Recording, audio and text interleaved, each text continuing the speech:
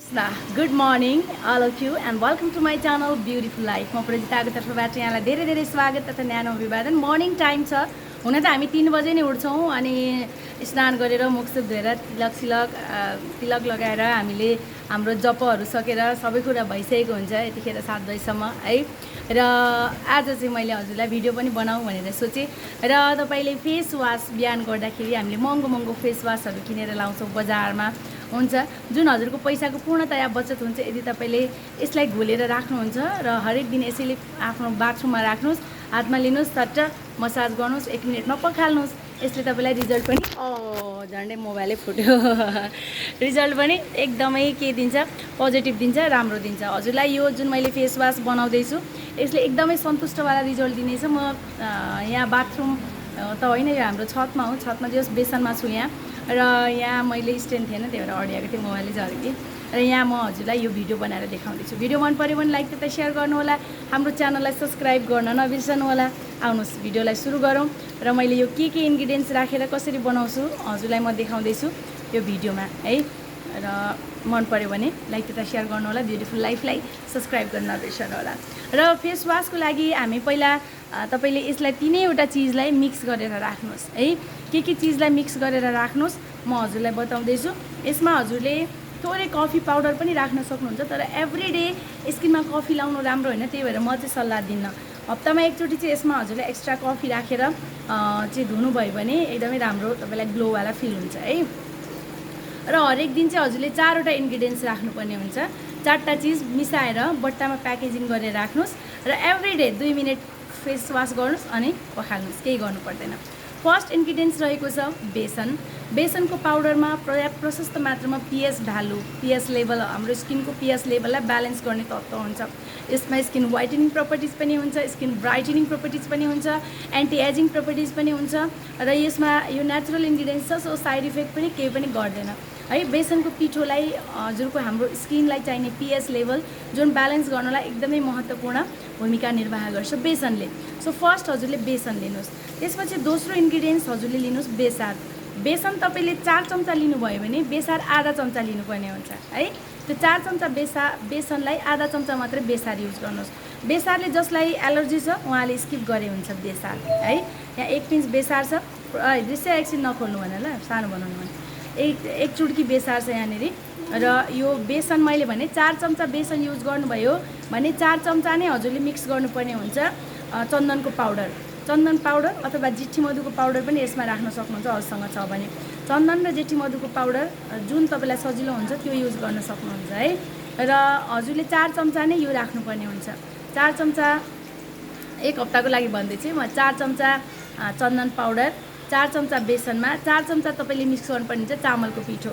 चामलको पिठो 4 चम्चा, 4 चम्चा बेसन, 4 चम्चा चन्दनको पाउडरमा आधा चम्चा मात्रै बेसार हजुरले मिक्स गर्ने। र यो 4वटै कुरालाई हजुरले एकै ठाउँमा मिक्स गरेर राख्ने।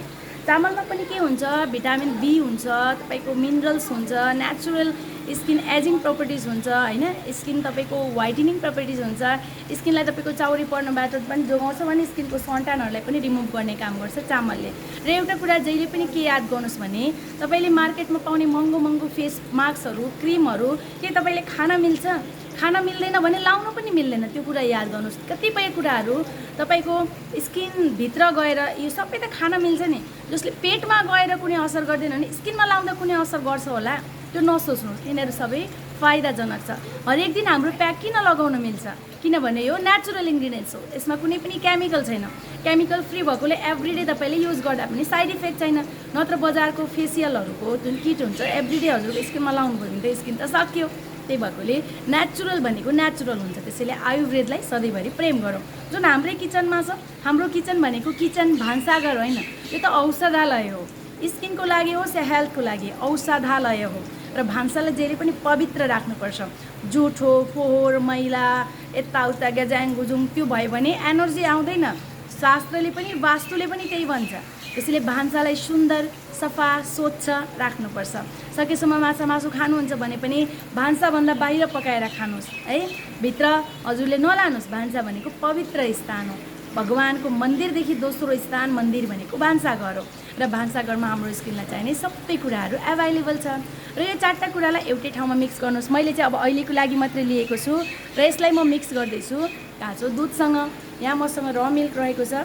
यसमा मैले यो चारवटै इन्ग्रिडियन्ट्सलाई यसमा राखिदिन्छु। बेसार, त्यस्तै गरेर चामल, बेसन र चन्दनको पिठो। मैले यो चारवटै चिजलाई काँचो दुधसँग मिसाइदिएको छु र यो यसरी घोलिसकेपछि मेरो फेसको जुन फेस वास छ यो तयार भएको छ र यसलाई हजुरले यतिकै पनि लगाउन सक्नुहुन्छ, फेस वास गर्न सक्नुहुन्छ। मैले 2 मिनट मात्रै गरेर देखाउँछु हजुरको स्किनलाई। लाइभ रिजल्ट पनि हजुरलाई म सो गर्नेछु। यसलाई मैले टमाटोमा नेचुरल स्किन एजिङ प्रपर्टिज हुन्छ, एन्टिअक्सिडेन्ट प्रपर्टिज हुन्छ, भिटामिन सी हुन्छ जसले स्किनलाई राम्रो बनाइराख्न मद्दत गर्छ। सो टमाटोमा मैले डिप गरेर स्किनलाई मैले 2 मिनट मात्र गर्छु, त्यसपछि यसको रिजल्ट पनि हजुरलाई म सो गर्नेछु। यसरी र यो बेसार तपाईँको गाउँको एकदमै कलर हालेको बजारतिर पाइने बेसारहरू भयो भने चाहिँ स्किनमा पहेँलोपन बस्छ र नेचुरल बेसार कस्तुरी हल्दीले अनुहारमा पहेँलोपन बस्दैन। अनि अर्को कुरा भनेको चाहिँ बेसारको मात्रा कम हुनुपर्छ र तपाईँको अनुहारमा पहेँलो बस्यो भने दुधले पखाल्नु भयो भने एकछिन दुधले मसाज गर्नुभयो भने जान्छ है। मलाई चाहिँ हल्का पहेँलो मन पनि पर्छ फेरि है। तपाईँको हल्दीहरूमा विवाहहरूमा रसम के छ बेसार लाउने छ नि, किनकि स्किनको यसले पिएच भ्यालु बनाइराख्छ, स्किनलाई ग्लो दिन्छ, एउटा चमक दिन्छ, स्किनको जुन ब्याक्टेरियाहरू छ त्यसलाई पनि यसले मार्ने काम गर्छ। सो यसरी 2 मिनटसम्म हजुरले मसाज गर्नुहोस्। यो नरम चिज छ, त्यो स्क्रब हुँदैन। यो खस्रो चिज यसमा मिक्स गर्नुभएको छ भने खस्रो चिज भयो भने यसरी नमार्नुहोस्, हल्का मात्रै पखाल्नुहोस्। खस्रो चामलहरू छ भने बरु चामलको पिठो स्किप गरिदिनुहोस्, बेसन, बेसार, चन्दन मात्रै मिक्स गर्नुहोस् है। चामलको पिठो बरु नराखिदिनुहोस्, त्यसको साटो हजुरले बरु मुल्तानी माटो राख्नुहोस्, किनकि चामल तपाईँहरूले पिसेको अलिकति खस्रो हुन्छ र खस्रो चिजले हरेक दिन यसरी स्क्रब गर्नुभयो भने स्किनमा दुलो पर्ने, रौँ छिद्रहरू खुल्ने, स्किनमा र्यासेसहरू हुने हुन्छ है। त्यो भएर ख्याल गर्नु होला। यसरी हजुरले 2 मिनट मसाज गर्ने। अब म हातैले गरेर यसलाई वास गरेर हजुरलाई देखाउँछु। यसरी मैले हातमै लिएको छु, यहाँ अलिकति पऱ्यो। यो हामीले फेस वासको रूपमा मात्रै युज गर्दैछौँ है।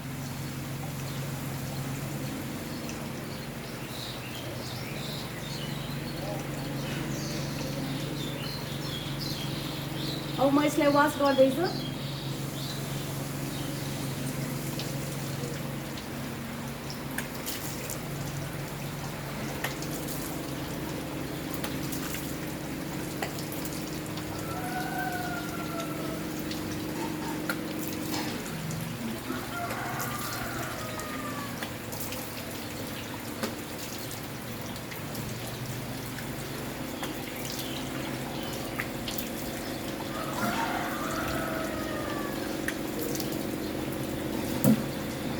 मैले भिडियो एडिट गरेको छैन, त्यही भएर मैले मुख धुन्जेल हेर्नु पऱ्यो बिचरा तपाईँहरूले है।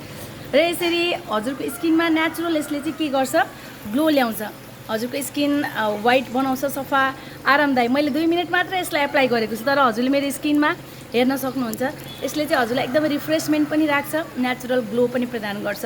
र यसरी बिहान मुख धोइसकेपछि अनिवार्य रूपमा हजुरले मोइस्चराइजिङ लगाउनुहोस्। मोइस्चराइजिङ लगाएको 5 देखि 10 मिनट पछाडि सनस्क्रिन एप्लाई गर्नुहोला। यसलाई हरेक दिन आफ्नो फेस वासको रूपमा युज गर्न सक्नुहुन्छ। तपाईँले यो बेसन, बेसार 1 हप्ताको लागि अथवा 1 महिनाकै लागि बनाएर राख्न सक्नुहुन्छ। 1 महिनाको लागि बनाउँदाखेरि तपाईँको लगभग सबै गर्दा 100 रुपियाँ खर्च हुन्छ। 100 रुपियाँले 1 महिना पुग्छ, स्किनलाई राम्रो पनि भयो। 100 रुपियाँ पनि पर्दैन नि, बेसार घरमै छ, बेसन घरमै छ, बेसन किन्दैखेरि पनि होइन, चन्दन किन्दै पनि त्यति खर्च हुन्छ। र हजुरको स्किनलाई यसले चाहिँ सफा पनि बनायो, वाइटनिङ पनि बनायो। म गरिदिन्छु, हेरिदिन्छु म एकछिन नराधा, म काम गर्दैछु नि त। अनि हजुरको स्किनलाई सफा पनि गर्छ, कुनै साइड इफेक्ट पनि गरेन, स्किनलाई बिस्तारै राम्रो पनि गर्यो, रिङ्कल पनि पर्न दिएन। मेरो पनि एजले म 36 इयर्स भइसकेँ, तर मेरो एउटा पनि रिङ्कलहरू परेको छैन है। र अहिले चाहिँ म एकदमै 11-12 केजी वेट लस भएको छु, त्यो भएकोले हल्का थोरै डिफ्रेन्स, थोरै फिल चाहिँ हुन्छ, तर त्यस्तो केही पनि साइड इफेक्ट भएको छैन। So thank you so much. मैले हजुरलाई यो भिडियो प्रस्तुत गरेछु, कस्तो लाग्यो हेरिदिनु भएको छ, धन्यवाद यसको लागि। भिडियो मन पऱ्यो भने लाइक तथा सेयर गर्नु होला, हाम्रो च्यानल सब्सक्राइब गर्न नबिर्सनु होला। यस्तै होम रेमेडी अनि हेल्थ र ब्युटीसँग रिलेटेड भिडियोको लागि हामीलाई सम्झन सक्नुहुन्छ। र हजुरलाई चायापोतोको लागि कुनै पनि मेडिसिनहरू चाहिए, कपाल झर्न रोक्ने तेल चाहिए, ग्यास्ट्राइटिसको लागि औषधि चाहिए, कुनै पनि आयुर्वेदिक प्रोडक्ट चाहिए 9817 92 75 55 मा हामीलाई कल गर्न सक्नुहुन्छ। 9817 927555। हरे कृष्ण।